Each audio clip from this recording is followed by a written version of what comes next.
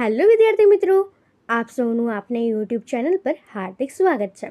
તો આજે હું તમારા માટે લઈને આવી ગઈ છું ધોરણ 7 વિષય English unit 3 the guardians of the ગ્રીનના રીડિંગ સેક્શનની સંપૂર્ણ સમજૂતી, તે પણ આપણી નવી બુક પ્રમાણે. તે પહેલાં તમે જો આપણી ચેનલને લાઇક શેર અને સબસ્ક્રાઈબ ન કરી હોય તો તે જરૂરથી કરી દેજો. તો ચાલો આપણે આ તમામ પ્રશ્નોના ઉત્તરોની સમજૂતી મેળવીએ. તો અહીં આપણા રીડિંગ સેક્શનમાં આપણને એક પોયમ આપી છે, બ્રાઇટ એન્ડ બ્યુટીફુલ. તો ચાલો આપણે તેને સમજીએ.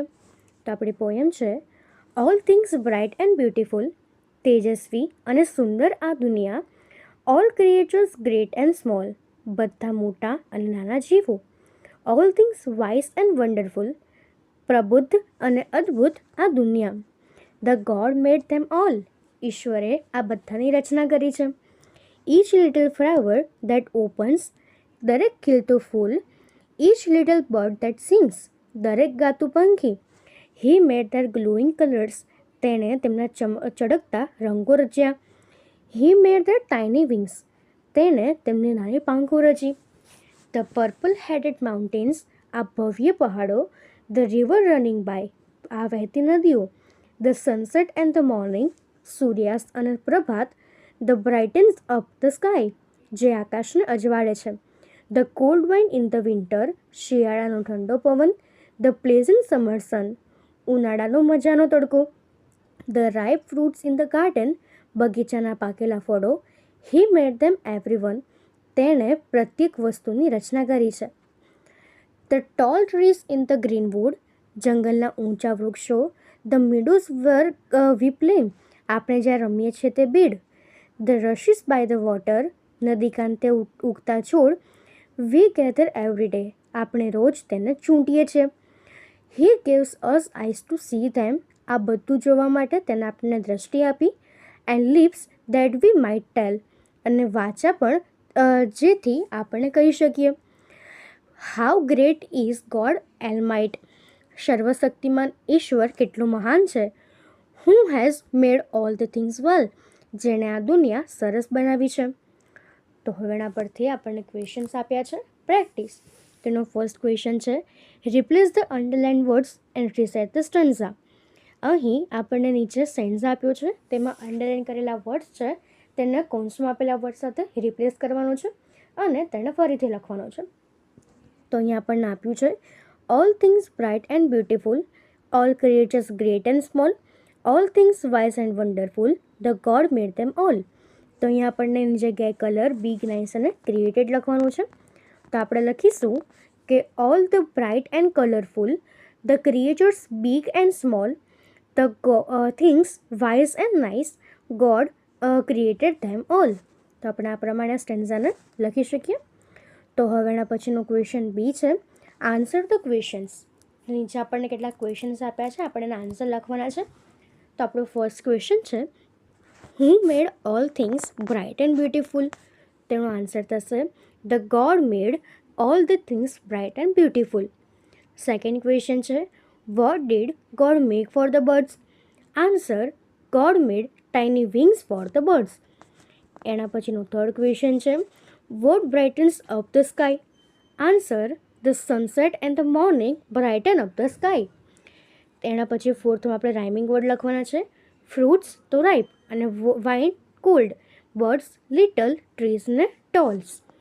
તો એના પછીનો ફિફ્થ ક્વેશ્ચન છે, where do the tall trees grow. Answer, the tall trees grow in the greenwood. Sixth question છે, classify the words in the given table. અહીં આપણને ટેબલમાં વર્ડ્સ આપ્યા છે તેને ક્લાસિફાઈ કરવાના છે. તો આપણા વર્ડ્સ છે, ટેબલ, ટ્રી, પેન, કાવ, radio, car, reverse, swimming pool, star અને માઉન્ટેન. તો આપણે એને લખી શકીએ નેચરલમાં, તો એ થશે ટ્રી, કાવ, રિવર, સ્ટાર અને માઉન્ટેન. એવી જ રીતે મેનમેડમાં થશે ટેબલ, પેન, રેડિયો, કાર અને સ્વિમિંગ પુલ. તો એના પછીનું સેવન્થ ક્વેશ્ચન છે, complete the mind map as per the example. તો અહીં આપણને એક્ઝામ્પલ આપ્યું છે, એ પ્રમાણે આપણા માઇન્ડ મેપને કમ્પ્લીટ કરવાનું છે. તો અહીં આપણને આપ્યું છે, સ્મેલ તો ફ્લાવર્સ અને ટી, સાઇટ તો સનરાઈઝ અને રેઇનબો, હિયર તો બર્ડ્સ, સિંગ્સ અને મ્યુઝિક, એના પછી ટચ તો એ થશે આઈસ અને થ્રોન. ટેસ્ટમાં થશે ફ્રૂટ્સ અને વેજીટેબલ્સ. તો આ બધી જ વસ્તુઓ છે એ natural things our science like to એ પ્રમાણે પણ કરી શકીએ. તો હવે એના પછી આપણને એક સ્ટોરી આપી છે, સ્મોલ સ્ટેપ્સ બિગ ઇમ્પેક્ટ. તો ચાલો આપણે તે વાંચીએ અને સમજીએ. Vidisha was a smart and curious student who loved science and cared deeply about the environment. So, when her school announced the annual science fair, she immediately decided to build a model of a clean and green village. Vidisha એક હોશિયાર અને જિજ્ઞાસુ વિદ્યાર્થી હતી. તેને વિજ્ઞાન ખૂબ ગમતું હતું અને તે ખૂબ ગંભીરતાથી પર્યાવરણની ચિંતા કરતી હતી. એટલે જ્યારે તેની શાળાએ વાર્ષિક વિજ્ઞાન મેળાની જાહેરાત કરી ત્યારે તેણે તરત જ એક સ્વસ્થ અને હરિયાળા ગામની પ્રતિકૃતિ બનાવવાનો નિર્ણય કર્યો. She spent several weeks researching and working on her idea. તેને સંશોધન કરવામાં અને તેની યોજનાઓ પર કામ કરવામાં એક સપ્તાહો ગાળ્યા. Her model included solar panels for power, a plastic recycling unit, a rainwater harvesting system, and organic farming using modern techniques. તેની પ્રતિકૃતિમાં ઉર્જા માટે સૌર પેનલ્સ એટલે કે તકતી, પ્લાસ્ટિકોનો પુનઃ ઉપયોગ કરવાનું એકમ, વરસાદી પાણીના સંચયની વ્યવસ્થા અને આધુનિક પ્રક્રિયાઓ દ્વારા પ્રાકૃતિક ખેતીનો સમાવેશ હતો. She also added a cultural heritage center. It helped children learn about the traditionals and encouraged them to spend less time on screens and more time with their community. તેણે એક સાંસ્કૃતિક વિરાસત કેન્દ્ર પણ ઉમેર્યું. તે કેન્દ્ર બાળકોને તેમની પરંપરા વિશે જાણવામાં ઉપયોગી થયું અને તેમને સ્ક્રીન પર ઓછો સમય ગાળીને પોતાના સમાજ સાથે વધુ સમય ગાળવા માટે પ્રોત્સાહિત કર્યા. ત્યારબાદ on the day of the science fair, Vidisha confidently presented her project. The judges were very impressed by her creative model. She explained how her village promoted sustainable living and strong community values. વિજ્ઞાન મેળાના દિવસે વિદિશાએ આત્મવિશ્વાસ સાથે તેની યોજના રજૂ કરી. તેની સર્જનાત્મક પ્રતિકૃતિથી પરીક્ષકો પ્રભાવિત થઈ ગયા. તેનું ગામ ટકાઉ આજીવન અને મજબૂત સામાજિક મૂલ્યોને સારી રીતે પ્રોત્સાહન આપે છે તે તેને સમજાવ્યું.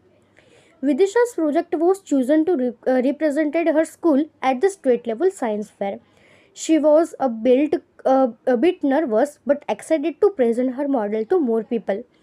વિદિશાનો પ્રોજેક્ટ રાજ્ય કક્ષાના વિજ્ઞાન મેળામાં તેની શાળાનું પ્રતિનિધિત્વ કરવા માટે પસંદ થયો. તે થોડી ગભરાયેલી હતી પણ તેની પ્રતિકૃતિ વધુ લોકો સમક્ષ રજૂ કરવા માટે ઉત્તેજિત હતી. At the state level science fair, her project was unique among many other projects. રાજ્ય કક્ષાના વિજ્ઞાન મેળામાં તેનો પ્રોજેક્ટ બીજા અનેક પ્રોજેક્ટમાં અનોખો હતો. Judges and visitors praised her for combining environmental solutions with community development. પર્યાવરણને લગતા પ્રશ્નોના ઉકેલ સાથે સામાજિક વિકાસને જોડવા માટે પરીક્ષકોએ અને મુલાકાતીઓએ તેની પ્રશંસા કરી. She clearly explained the importance of using renewable energy and reduce waste and keeping cultural traditions alive. તેણે પુનઃપ્રાપ્ય ઉર્જાનો ઉપયોગ, કચરાનો ઘટાડો અને સાંસ્કૃતિક પરંપરાઓ જીવંત રાખવાના મહત્વ વિશે સ્પષ્ટપણે સમજણ આપી. When the results were announced, Vidisha's model was one of the top projects in the state. She was thrilled and proud of the efforts. જ્યારે પરિણામો જાહેર થયા ત્યારે વિદિશાની પ્રતિકૃતિ રાજ્યના ઉત્કૃષ્ટ પ્રોજેક્ટમાંની એક હતી. તે રોમાંચિત હતી અને તેને પોતાના પ્રયત્નોનું ગૌરવ થયું. The whole experience helped Vidisha to improve her science skill. She understood the importance of the environment and community support. આ આખા અનુભવે વિદિશાને તેનું વૈજ્ઞાનનું કૌશલ્ય વધુ સારું કરવામાં મદદ કરી. તેને પર્યાવરણ અને સામાજિક આધારનું મહત્ત્વ સમજાવ્યું. Her project inspired others at school. The school started using some of her ideas. Vidisha had taken the first step towards making a real difference. She was also excited to keep working towards a greener and better world. તેની યોજનાઓએ શાળામાં બીજાને પ્રેરણા આપી. શાળા તેની અમુક યોજનાઓનો ઉપયોગ કરવા લાગી. વિદિશાએ ખરેખર ફેર લાવવાની દિશામાં પહેલું ડગલું ભર્યું હતું.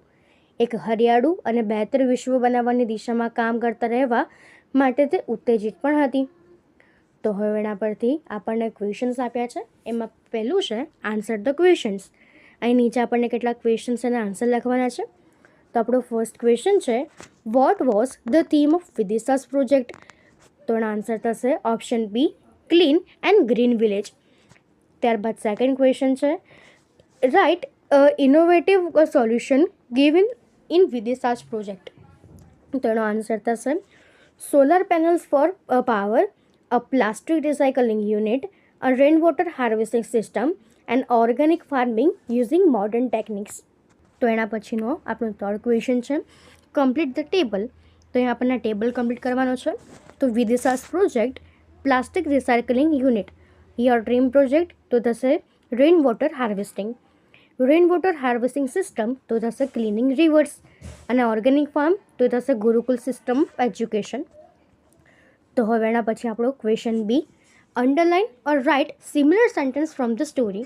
તો અહીં આપણને નીચે કેટલાક સેન્ટેન્સ આપ્યા છે. તો અહીં એના જેવા જ બીજા સ્ટોરીમાં સેન્ટેન્સ હોય તો એના નીચે અંડરલાઇન કરવાના છે અને એને લખવાના છે.